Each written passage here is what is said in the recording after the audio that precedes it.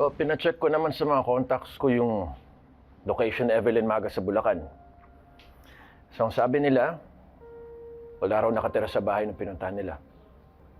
They say, bigla na lang daw nawala si Magas. Baka nakatunog na yung Evelyn.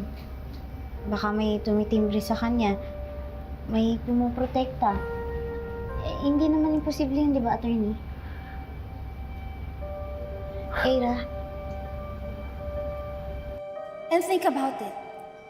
Lilette was found at the crime scene, holding that gavel replica.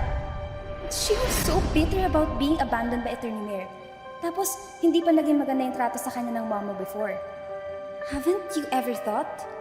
Maybe, she had something to do with Attorney Mayor's death.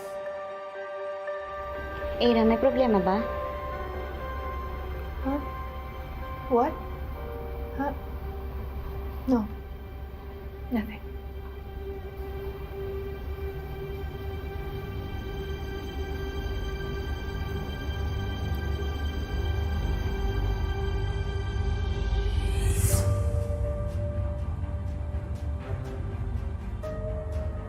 Ma'am! Ino!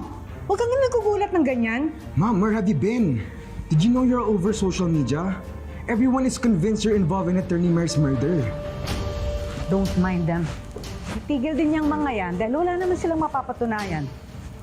Ma'am, how can you be so sure? Nakausap mo na ba yung Evelyn Magas?